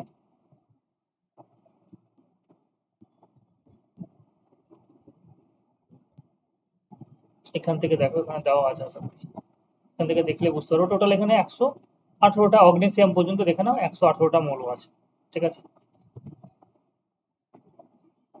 দ্বিতীয় পর্যায়ে বলো অথবা তৃতীয় পর্যায়ে বলো, এখানে দুটো মৌল আছে, 8টা, 8টা, 32টা, 32টা, সরি 18টা, 18টা আসবে,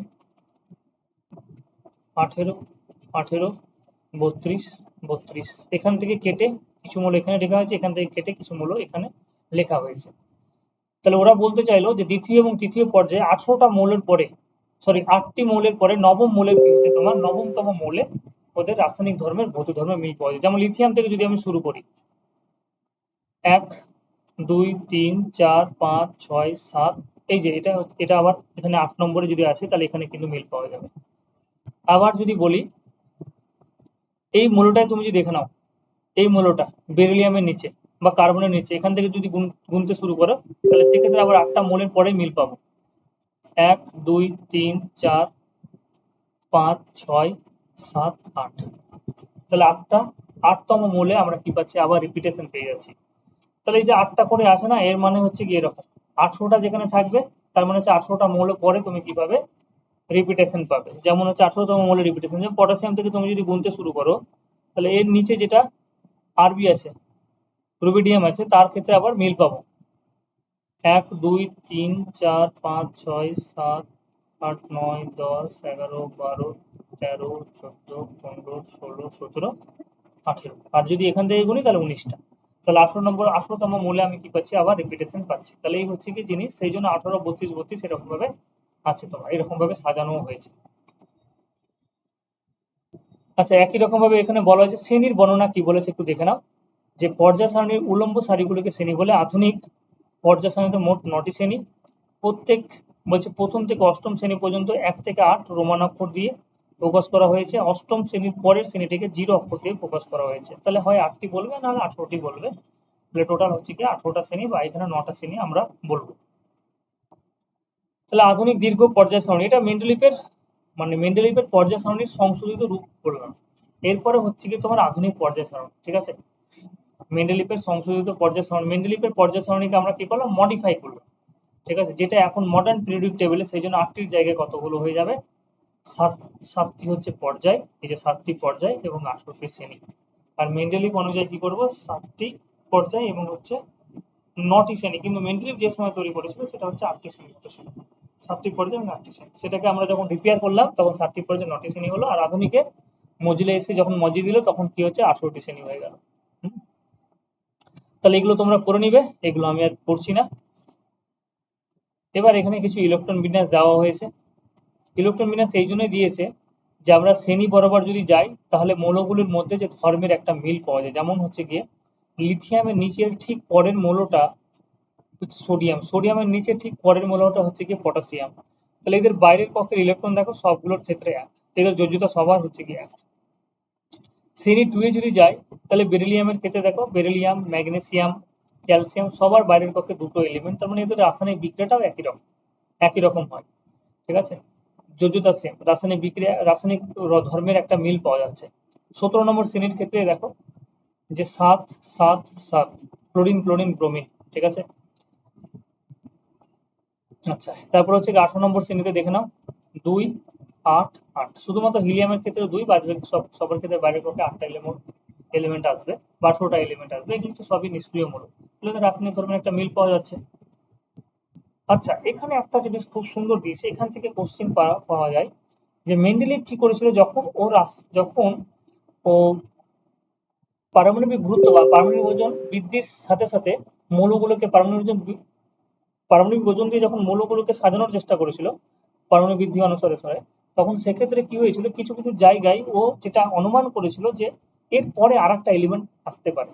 তো কোনো একটা জায়গায় কি করেছিল, এরকম ভাবে গ্যাপ তৈরি করে দিচ্ছিল, যেখানে একটা এলিমেন্ট পেলো, পরের যেটা এলিমেন্ট সেটা সেই সময় আবিষ্কার হয়নি, সেই জন্য কি করেছিল, গ্যাপ করেছিল, এবং ওর অনুমান যেটা সেটা পরে কিন্তু সত্য হয়েছিল, এবং এই জায়গায় কিন্তু এলিমেন্ট খুঁজে পাওয়া গেছে, ঠিক আছে। সেই জন্য বলছে একা বোরন, মানে বোরনের পরে একটা এলিমেন্ট সেটা হচ্ছে স্ক্যান্ডিয়াম পাওয়া গেছে। একা অ্যালুমিনিয়াম, সেটা হচ্ছে গ্যালিয়াম পাওয়া গেছে অ্যালুমিনিয়ামের পরে। একা সিলিকন, সিলিকনের পরে একটা গ্যাপ ফাঁকা রেখেছিল, সেটা জার্মানিয়াম পরে খুঁজে পাওয়া গেছে। একা ম্যাঙ্গানিজ, ম্যাঙ্গানিজের পরে একটা গ্যাপ ছিল, সেটা হচ্ছে টেকনিসিয়ান বলে একটা এলিমেন্ট কিন্তু পাওয়া গেছে। তাহলে যেটা ও গ্যাপ তৈরি করেছিল সেটা কিন্তু অনুমান পরে ঠিক হয়েছিল, পরে কিন্তু এই মৌলগুলো পাওয়া গেছে। তাহলে এই মৌলগুলোর নাম একটু তোমরা মনে রাখবে। তোমাকে বলবে যে একা বোরন বলতে কোন মৌলটাকে বোঝানো হয়েছে।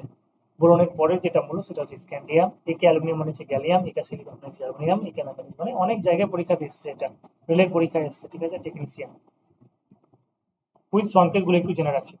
আচ্ছা, এটা হয়ে গেল তোমার।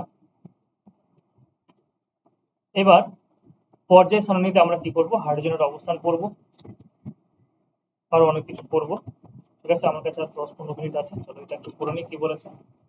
এবার প্রত্যেকটা মৌল সম্পর্কে আমরা আস্তে আস্তে জানবো।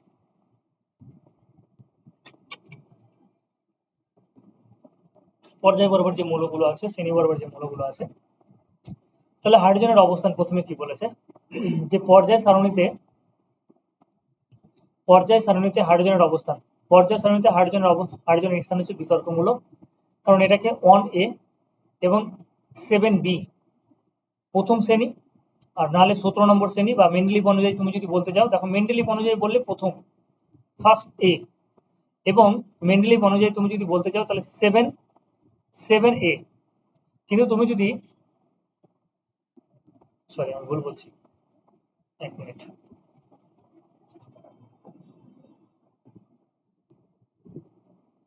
সেভেন বি, আমি যদি মেন্ডেলিভ অনুযায়ী বলতে চাই তাহলে কি বলবো, 7B, এটাও না, পরেরটা এটা হচ্ছে 7B। তাহলে হাইড্রোজেনকে যে কোনো এই শ্রেণীর তে তুমি রাখতে পারো, প্রথম শ্রেণীতেও রাখতে পারো এবং 7B-তেও রাখো। তাহলে 7B না বলে আমি 17তম বলতে পারি, ঠিক আছে। মেন্ডেলিভ অনুযায়ী 7B, কিন্তু আমাদের আধুনিক পর্যায় সারণী অনুযায়ী সেটা 17তম শ্রেণীতে আমরা রাখতে পারবো। এরকম কারণ কি, এর কারণের পেছনে ওরা যেখানে বলেছে, যে কি বলেছে দেখো, যে ক্ষার ধাতুর সাথে প্রথমে আমরা একটা সাদৃশ্য পাবো, যে ক্ষার ধাতুগুলির মতো হাইড্রোজেনের যোজ্যতা হচ্ছে 2, হাইড্রোজেনের যোজ্যতা হচ্ছে 1। কোনগুলোকে ক্ষার ধাতু বলছি আমরা,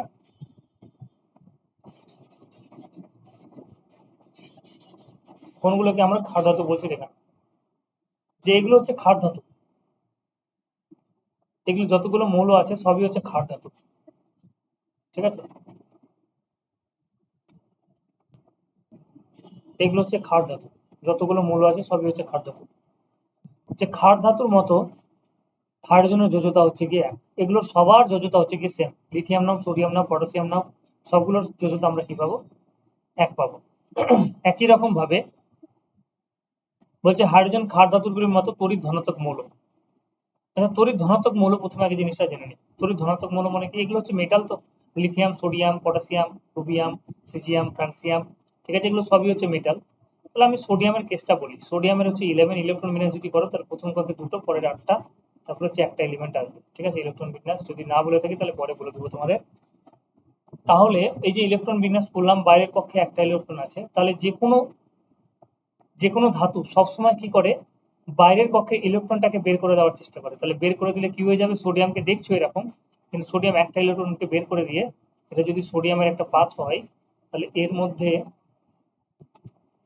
মধ্যে সোডিয়ামের যে পরমাণুগুলো আছে, এটা যদি সোডিয়ামের একটা তার হয়, তাহলে এর মধ্যে সোডিয়ামের পরমাণুগুলো কেমন করে আছে, এরকম ভাবে Na+ আকারে আছে, Na+ আকারে আছে।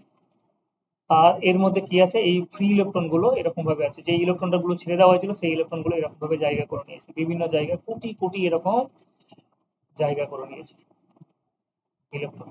সেই জন্য তো ধাতু কি করতে পারে, ইলেকট্রনটাকে ক্যারি করতে পারে, ইলেকট্রিসিটিটাকে ক্যারি করতে পারে। তার মেন কারণ হচ্ছে গিয়ে ওর মধ্যে ফ্রি ইলেকট্রন আছে। তাহলে যে ইলেকট্রন ত্যাগ করে দিবে সে হচ্ছে তড়িৎ ধনাত্মক ধর্মী মৌল। তাহলে ধাতুগুলো তোমার ইলেকট্রিসিটি ক্যারি করতে পারে, তার মেন কারণ হচ্ছে এই ফ্রি ইলেকট্রনের জন্য, এবং ধাতুগুলোকে আমরা কি বলি, তড়িৎ ধনাত্মক মৌল বলি, ঠিক আছে। ধাতুগুলোকে আমরা তড়িৎ ধনাত্মক ধর্মী মৌল বলি। 2 নম্বর কি বললো, যে ক্ষার ধাতুর মতো হাইড্রোজেন অধাতুর সঙ্গে যুক্ত হয়ে যৌগ গঠন করে এবং দ্রবণে H+ আয়ন উৎপন্ন করে। আবার ক্ষার ধাতুর মতো, এই যে ক্ষার ধাতুগুলোর মতো কি হয়েছে, হাইড্রোজেন অধাতুর সঙ্গে বিক্রিয়া করে যৌগ গঠন করে এবং দ্রবণে H+ আয়ন উৎপন্ন করে। অধাতু মানে যদি নিই, অধাতুর সাথে মানে এখানে এই পাশে তুমি যদি যাও, দেখো এটা পর্যায় সারণীটাকে না একটা ভাগে, সুন্দর একটা ভাগে ভাগ করা হয়েছে। পরে তোমাদের বলতাম, কিন্তু এখানে বলে দিচ্ছি যে অধাতু মানে কোনটা বলবো, এই যে জিগজ্যাগ লাইন দেওয়া আছে, এটা এটা এটা এটা এটা হচ্ছে একটা জিগজ্যাগ লাইন, ঠিক আছে। এরকম একটা জিগজ্যাগ লাইন যেটা হচ্ছে, এই লাইনের এই পাশে এগুলো হচ্ছে সবই ধাতু, যত মৌল তুমি দেখতে পাচ্ছ এই পাশে সব হচ্ছে ধাতু। আর এই পাশটায় যত মৌল আছে, এর ঠিক এই পাশে যতগুলো মৌল আছে সব হচ্ছে কি তোমার অধাতু, এগুলো হচ্ছে অধাতু। তাহলে এখানে বলা হয়েছে যে ক্ষার ধাতুর সাথে হাইড্রোজেন ক্ষার ধাতুগুলির মতো তড়িৎ ধনাত্মধর্মী মৌল, এটা ঠিক আছে। ক্ষার ধাতুর মতো হাইড্রোজেন অধাতুর সঙ্গে বিক্রিয়া করে যৌগ গঠন করে এবং দ্রবণে কি হয়েছে তোমার H+ আয়ন উৎপন্ন করে। এটা একটা বৈশিষ্ট্য পাওয়া গেছে, যে অধাতুর সঙ্গে বিক্রিয়া করে যৌগ গঠন করছে এবং সঙ্গে সঙ্গে কি উৎপন্ন করছে, H+ আয়ন উৎপন্ন করছে। যেমন অধাতু যেমন হচ্ছে কি, আমি যদি বলি যে হাইড্রোজেন কার সাথে রিয়াকশন করছে গো? অক্সিজেন। অক্সিজেন হচ্ছে অধাতু, আর হাইড্রোজেন হচ্ছে ধাতুর মধ্যে যদি ধরে নিই হাইড্রোজেনকে, তাহলে হাইড্রোজেন ধাতু, কিন্তু ধাতু নয়। এবং অক্সিজেনটাকে অধাতু, অক্সিজেন অধাতু। তাহলে হাইড্রোজেনকে আমি ধাতুর মধ্যে যদি ধরে নিই, তাহলে হাইড্রোজেন কি করছে? অধাতুর সঙ্গে বিক্রিয়া করে কি উৎপন্ন করছে? তোমার একটা যৌগ উৎপন্ন করছে, সেটা হচ্ছে H2O। সুস্থিত একটা অক্সাইড উৎপন্ন করছে, সেই জন্য বলেছে এখানে, দেখো সেই জন্য এখানে বলা হয়েছে, এক মিনিট হ্যাঁ।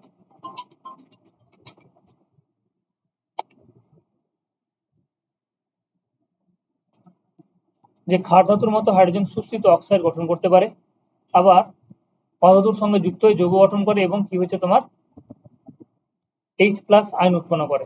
ক্ষার ধাতুর মতো হাইড্রোজেন বিজারক, ঠিক আছে? বিজারক মানে অন্য পদার্থ বিজারিত করে নিজে জারিত হয়, ঠিক আছে? ক্ষার ধাতুর মতো হাইড্রোজেন হচ্ছে বিজারক। ক্ষার ধাতুগুলির ধর্মের সঙ্গে হাইড্রোজেনের এতগুলো মিল থাকার জন্য আমরা একে কি করবো? প্রথম শ্রেণীতে রাখতে পারবো। তাহলে হাইড্রোজেনের মিল আছে, এমনি এমনি ওকে প্রথম দিকে দেওয়া হয়নি, এর মিল আছে সেই জন্য, এবং লাইট একটা এলিমেন্ট, সেই জন্য এলিমেন্টটাকে একবারে প্রথম দিকে রেখে দেওয়া হয়েছে। কিন্তু আমরা 7B বা 17 নম্বর শ্রেণীতেও কিন্তু রাখতে পারতাম, হাইড্রোজেনকে 7B বা 17 নম্বর শ্রেণীতেও রাখতে পারতাম। বলো এখান থেকে এইটুকু তোমাদের কি কোনো অসুবিধা আছে বুঝতে?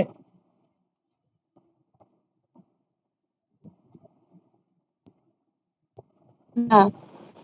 বেশ, এরপরে কি বলেছে দেখো, যে এরপরে আমরা 7B বা 17 নম্বর শ্রেণীতেও কিন্তু এদেরকে রাখতে পারবো। 17 নম্বর শ্রেণীর একটা বিশেষ নাম আছে, সেটা হচ্ছে হ্যালোজেন মৌল বলা হয়। কি বলেছে দেখো, যে হ্যালোজেনের মতো হাইড্রোজেন দ্বি-পরমাণু। হাইড্রোজেনকে যখন আমরা লিখছি H2 লিখছি, ফ্লোরিনকে যখন লিখছি তখন ফ্লোরিন লিখছি, এটা, ঠিক আছে?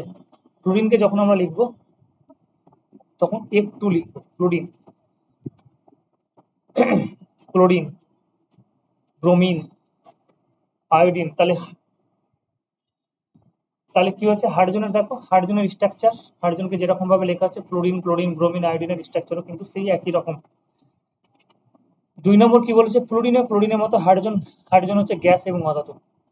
ক্লোরিন যেরকম গ্যাস, হাইড্রোজেনও গ্যাস। 3 নম্বর কি বলেছে, যে হ্যালোজেন মৌলগুলি ধাতুর সঙ্গে রিয়াকশন করে। কারণ একটা জিনিস মনে রাখতে হবে, যে ধাতু অধাতুর সাথে রিয়াকশন করে, অধাতু ধাতুর সাথে রিয়াকশন করে। তাহলে হ্যালোজেন মৌলগুলি ধাতুর সঙ্গে, হ্যালোজেন তো অধাতু, ক্লোরিন, ব্রোমিন, আয়োডিন এগুলো হচ্ছে অধাতু। তাহলে হ্যালোজেন মৌলগুলি ধাতুর সঙ্গে যুক্ত হয়ে হ্যালাইড যৌগ উৎপন্ন করে।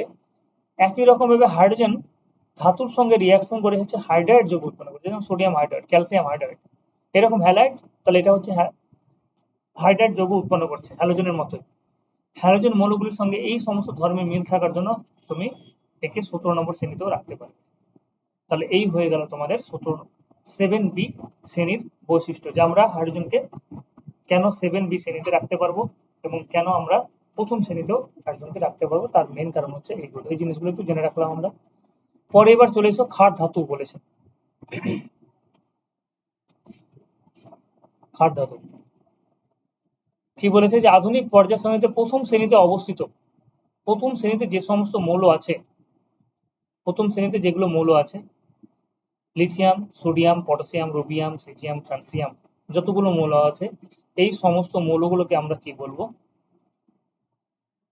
Lithium, sodium, potassium, calcium, rubidium, caesium, rubium বলছেন, রুবিডিয়াম, সিজিয়াম, ফ্রান্সিয়াম, এই ধাতুগুলি তীব্র তড়িৎ ধনাত্মক ধর্মী। বললাম কেন ধনাত্মক ধর্মী, কারণ ইলেকট্রন ছেড়ে দিচ্ছে, বাইরের পক্ষের একটা ইলেকট্রন ছেড়ে দিচ্ছে, সেজন্য পজিটিভ আয়নে পরিণত, সেজন্য তীব্র তড়িৎ ধনাত্মক ধর্মী, তীব্র তড়িৎ ধনাত্মক ধর্মী। এবং অক্সাইড, এরা যখন অক্সিজেনের সাথে যুক্ত করে, এদের অক্সাইড কি হয়ে যায়? তীব্র ক্ষারীয় হয়। তাই এগুলোকে আমরা কি বলছি? ক্ষার ধাতু। যখন এরা অক্সিজেনের সাথে যুক্ত করছে, তখন এদের যেটা অক্সাইড সেটা ক্ষার ধাতু, এদের যেটা অক্সাইড সেটা ক্ষারীয় প্রকৃতির হচ্ছে, সেই জন্য এদেরকে আমরা কি বলছি? ক্ষার ধাতু বলছি। এরা সবাই কি করছে? অক্সিজেনের সঙ্গে যুক্ত হয়ে তীব্র ক্ষারকীয় অক্সাইড উৎপন্ন করে, এবং জলের সঙ্গে বিক্রিয়া করে তীব্র ক্ষার অক্সাইড এবং H2 গ্যাস উৎপন্ন করে, ঠিক আছে? যেমন একটা তুমি যে কোনো একটা ধাতু নিয়ে নাও, এটার সাথে যদি জলের রিয়াকশন করা হয়, তাহলে সেক্ষেত্রে MOH উৎপন্ন করবে এবং হাইড্রোজেন গ্যাস উৎপন্ন করবে। যেমন আমি যদি বলি তোমাদের সোডিয়ামের সাথে আমি কি করলাম? জলের রিয়াকশন করাবো, তাহলে সোডিয়াম হাইড্রোক্সাইড উৎপন্ন হবে। জল এরকম ভাবে ভেঙে যায়, H+ এবং OH-। এটাকে দেখে মনে হচ্ছে Na আছে, না এর মধ্যে ইলেকট্রন বেরিয়ে গেছে, তাহলে Na প্লাস হয়েছে। এই Na প্লাসটা OH মাইনাসের সাথে যুক্ত হবে, দিয়ে কি উৎপন্ন করে NaOH, এবং H প্লাস এবং OH মাইনাস অতিরিক্ত অনেক আছে, তো OH মাইনাস একটা দুটো নেই, তাহলে কি উৎপন্ন করবে, আচ্ছা সরি ভুল বলছি, জল উৎপন্ন করছে না, এখানে কি হচ্ছে, হ্যাঁ, তাহলে Na প্লাসটা OH মাইনাসের সাথে যুক্ত হয়ে কি উৎপন্ন করছে, NaOH উৎপন্ন করছে। আর এখানে যে ফ্রি H প্লাস গুলো আছে, এটা একে অপরের সাথে রিঅ্যাকশন করে কি উৎপন্ন করছে, হাইড্রোজেন গ্যাস উৎপন্ন করছে। তাহলে আমরা কি পেলাম, যে ক্ষার ধাতুগুলি যেগুলো আছে সেগুলো জলের সাথে রিঅ্যাকশন করে হাইড্রোজেন গ্যাস দিচ্ছে। এটা মনে রাখবে যে ধাতু জলের সাথে রিঅ্যাকশন করে হাইড্রোজেন গ্যাস দিচ্ছে, ধাতু জলের সাথে রিঅ্যাকশন করে কি হবে, হাইড্রোজেন গ্যাস উৎপন্ন করবে। এদের মধ্যে এদের মধ্যে ফ্রান্সিয়াম যে মৌলটা, সেটা তেজস্ক্রিয় ও স্বল্পস্থায়ী। ফ্রান্সিয়াম যেটা আছে তেজস্ক্রিয় এবং স্বল্পস্থায়ী। এরা খুব সক্রিয় বলে এদেরকে মুক্ত অবস্থায় পাওয়া যায় না। এরা হাইড্রোজেনের সঙ্গে যুক্ত hydride NH, lithium hydride, sodium hydride তৈরি করে। এদের যোজ্যতা একটি করে ইলেকট্রন থাকে, এদের যোজ্যতা কক্ষে একটি ইলেকট্রন থাকে। এরা প্রত্যেকে পজিটিভ আয়ন উৎপন্ন করে, প্রত্যেকে কি হচ্ছে ইন্ডিভিজুয়াল আলাদা করে পজিটিভ আয়ন উৎপন্ন করে। যোজ্যতা কক্ষ মানে কি, বাইরের কক্ষে যেটা ইলেকট্রন, ঠিক আছে, যেমন আমরা যদি বলি লিথিয়াম, লিথিয়ামের ক্ষেত্রে 3 বলেছিলাম, কে কক্ষে এল কক্ষে, কে কক্ষে 2টো ইলেকট্রন, এল কক্ষে হচ্ছে একটা ইলেকট্রন, ঠিক আছে। তাহলে এটা হচ্ছে যোজ্যতা কক্ষের ইলেকট্রন সংখ্যা কত, 1, এবং যোজ্যতা যদি বলি তাহলে যোজ্যতা হচ্ছে 1, যোজ্যতা কক্ষের ইলেকট্রন সংখ্যা হচ্ছে 1 এবং যোজ্যতা কত 1। এরপরে কিন্তু আমরা যোজ্যতা সম্পর্কে বলবো ডিটেলসে। আচ্ছা, এবার চলে এসো পরের যেটা পর্যায়, ঠিক আছে। পরের পর্যায়ে যে সমস্ত মৌলগুলো আছে সেগুলো হচ্ছে গিয়ে, তাদের নাম কি 2 নং শ্রেণীতে রাখা হয়েছে, সেটা হচ্ছে beryllium, magnesium, calcium, strontium, barium, radium. এই ধাতুগুলির পরমাণুর সর্ববিষ্ট কক্ষে 2টি করে ইলেকট্রন থাকায়, 2টি করে ইলেকট্রন আছে। এই ধাতুগুলি তড়িৎ ধনাত্মক, দেখো তীব্র বললাম, তড়িৎ ধনাত্মক ধর্মী। এরাও ধাতু, কিন্তু ওরা যে পরিমাণে অ্যাক্টিভ ছিল এটা অতটা অ্যাক্টিভ না, সেই জন্য বললাম তড়িৎ ধনাত্মক ধর্মী। এরাও ফ্রি ইলেকট্রন রাখে, কিন্তু সেই পরিমাণে রাখে না। এদের অক্সাইডও হচ্ছে ক্ষারীয়, এদের মধ্যে রেডিয়াম হচ্ছে তেজস্ক্রিয়। এই ধাতুগুলি ক্ষারীয় মৃত্তিকা ধাতু বলা হয়, মৃত্তিকাতে পাওয়া যায়। এর বেশি সক্রিয়তার জন্য এদেরকে প্রকৃতিতে মুক্ত অবস্থায় পাওয়া যায় না, এরাও বেশি সক্রিয় ধাতু। বলছে এই ক্ষারীয় ধাতুগুলি তীব্র বিজারক পদার্থ হয়। এদের অক্সাইড ক্ষারীয় হওয়ার জন্য এদের অক্সাইডটা ক্ষারীয় বলে এদেরকে আমরা কি বলছি, ক্ষারীয় মৃত্তিকা ধাতু, ঠিক আছে। এদের অক্সাইডটা ক্ষারীয় বলে এদেরকে আমরা ক্ষারীয় মৃত্তিকা ধাতু বলছি। যেমন এখানে যদি আমরা বলি কোনটা তাহলে পড়ছে, এটা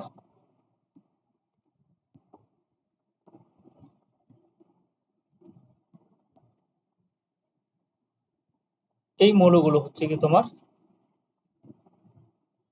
এটা হচ্ছে ক্ষারীয় মৃত্তিকা ধাতু। এদের অক্সাইড হচ্ছে ক্ষারীয়, প্রকৃতিতে এরাও তোমার খুব স্থায়ী থাকে না।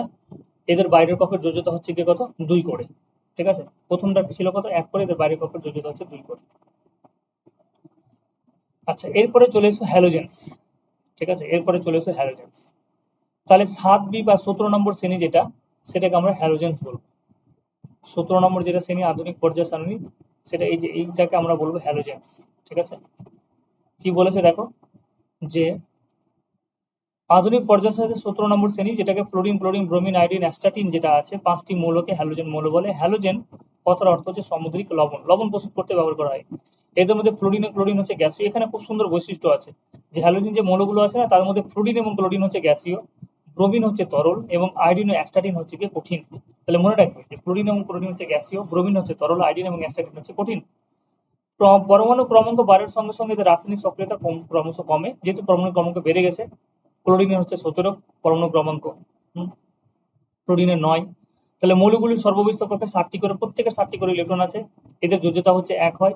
বলছে তাই এদেরকে পর্যায় সারণীর 17 নম্বর শ্রেণীতে রাখা হয়েছে। দেখো বাইরের কক্ষে 7, বাইরের কক্ষে 7টা ইলেকট্রন, সেই জন্য রাখা হয়েছে কত, 10 প্লাস 7 মানে কত, 17। আমি পরে এগুলো তোমাদের আলোচনা করবো, এখন জাস্ট শর্টকাটে বলছি। বলছে এরা সাধারণত দ্বিপরমাণুক, দুটো করে একসাথে মিশে থাকে, ঠিক আছে। এরা সাধারণত দ্বিপরমাণুক, নাহলে বাইরের কক্ষে 8টা ইলেকট্রন পূর্ণ হবে না। দ্বিপরমাণুক জারক পদার্থ বিশেষ, এরা প্রত্যেকে রঙিন, এদের হাইড্রোজেন ভিত্তিক যোজ্যতা হচ্ছে 1। ফ্লোরিনকে সুপার হ্যালোজেন মৌল বলা হয়। অ্যাস্টাটিন হচ্ছে তেজস্ক্রিয় মৌল। এরা সবই হচ্ছে তড়িৎ ঋণাত্মক ধর্মী। কেন, কারণ এদেরকে ইলেকট্রন আকর্ষণ করার ক্ষমতা আছে। যেমন আমি যদি তোমাকে বলি হাইড্রোজেন ফ্লোরাইড বলে একটা যৌগ হয়, তাহলে এখানে হাইড্রোজেনের বাইরের কক্ষে তুমি যদি ইলেকট্রন দেখো, আমি যদি হাইড্রোজেনকে ব্রেক করি, তাহলে হাইড্রোজেনের বাইরের কক্ষে কি আছে, 1H1 হয়তো, তাহলে বাইরের কক্ষে 1টা ইলেকট্রন। ফ্লুরিনের ক্ষেত্রে যদি ব্রেক করি, তাহলে ফ্লুরিনের ক্ষেত্রে 2টো এবং বাইরের কক্ষে 7টা ইলেকট্রন। তাহলে হাইড্রোজেনের ক্ষেত্রে বাইরের ইলেকট্রনটাকে এরকম লিখলাম, আর ফ্লুরিনের ক্ষেত্রে বাইরের ইলেকট্রনটাকে আমি স্টার চিহ্ন দিয়ে বললাম। এরা বলবে যে ঠিক আছে, একে অপরের সাথে আমরা সম্পর্ক করে আমাদের বাইরের পক্ষে 8টা ইলেকট্রনটাকে, ওই হাইড্রোজেনের ক্ষেত্রে 2টো ইলেকট্রন এবং ফ্লুরিনের ক্ষেত্রে কি হবে 8টা ইলেকট্রন পূর্ণ করবে। এরা এই শর্ত চুক্তি করলো যে আমার বাইরের পক্ষে, সরি এটা ফ্লুরিন হবে, আমি ভালো করে আঁকি। এটা হচ্ছে হাইড্রোজেন, হাইড্রোজেনের বাইরের পক্ষে কি হচ্ছে 1টা ইলেকট্রন, আর এটা হচ্ছে তোমার ফ্লুরিন। তাই ফ্লুরিন বললো যে আমার বাইরের পক্ষে তো ক্রস দিয়ে দিলাম 2 4 6 7, আমার বাইরের কক্ষে তো 7টা ইলেকট্রন আছে আর তোমার বাইরের কক্ষে 1টা ইলেকট্রন আছে, তাহলে তুমি কি করো আমাকে 1টা ইলেকট্রন দিয়ে দাও, আমি তোমাকে 1টা ইলেকট্রন দিয়ে দিচ্ছি, যে আমাদের বাইরের কক্ষে তোমার ক্ষেত্রে 2টো এবং আমার ক্ষেত্রে 8টা ইলেকট্রন পূর্ণ করবে। তাহলে ফ্লুরিন এরকম ভাবে একটা বন্ধন তৈরি করলো, আর হাইড্রোজেনও খুশি হলো যে এরকম ভাবে একটা বন্ধন তৈরি করলো। কিন্তু কি হয় কিছুক্ষণ পরে, মানে একটা বন্ধন মানে এরকম একটা বন্ধন, দুজনের মধ্যে একটা হাত তৈরি হলো, একে অপরের সাথে বন্ধুত্ব তৈরি করলো। কিন্তু কিছুক্ষণ পরে কি করবে, এবং ইলেকট্রনটা ধরে নাও কোনো একটা জায়গায় এরকম ভাবে 2টো ইলেকট্রন আছে পাশাপাশি, কিন্তু কিছুক্ষণ পরে ফ্লুরিন কি করবে, এর যে ইলেকট্রনটা ছিল সেই ইলেকট্রনটাকে কি করবে কাছে টেনে নেবে, নিজের কাছে টেনে নেবে ইলেকট্রনটাকে ফ্লুরিন, দিয়ে নিজের কাছে যদি টেনে নেয় তাহলে এটা ডেল্টা, এটা প্লাস হয়ে যাবে, আর এটা কি হয়ে যাবে ডেল্টা মাইনাস হয়ে যাবে। এই যে ইলেকট্রনকে নিজের দিকে টেনে নিচ্ছে এই ক্ষমতাটাকে আমরা বলবো তড়িৎ ঋণাত্মকতা। ঠিক আছে, ইলেকট্রনকে টেনে নেওয়ার ক্ষমতা। ঠিক আছে, তাহলে আজকে এইটুকুই থাক। তোমরা এবার বাকি দুটো সন্ধিগত মৌল পর্যন্ত পড়ে এসে মোলের পর্যাবৃত্ততা ধর্ম যেটা আছে জারণ বিজারণ পর্যন্ত এইটুকুটা একবার রিডিং করে এসো, আমি এর পরের দিন এই চ্যাপ্টারটা কমপ্লিট করব। আর আমি একটা পিডিএফ প্রোভাইড করছি তোমাদের, সেই পিডিএফটা অবশ্যই অবশ্যই তোমরা একবার রিডিং মেরে দিবে, তাহলেই হয়ে যাবে। ঠিক আছে, পূজা, হ্যাঁ। আলিয়া, বনানী, আর কোনো জিজ্ঞাসা? না, নেক্সট কবে পড়াবা? নেক্সট হচ্ছে শুক্রবার তোমাদের, মানে কটা কালকে, থেকে দাদা? কালকেই পড়াবো, কাল? কালকে সন্ধ্যেই পড়িয়ে দেবো বুঝলে, রাত্রিবেলা পড়াতে একটু কষ্ট হচ্ছে। হুম, হ্যাঁ, তুমি ওরকম আগেই করাও একটু। হ্যাঁ যদি হয় তাহলে ধরে নাও আগে পড়িয়ে দাও। 7:30টার পরে 8টা থেকে 9টার মধ্যে গুটিয়ে নিবো, আর নাহলে একবার হ্যাঁ, এই হ্যাঁ, সময় যেরকম পড়ছি তাহলে 8টা থেকে 9টাই ধরো। হ্যাঁ, হুম, হ্যাঁ, হবে। ঠিক আছে।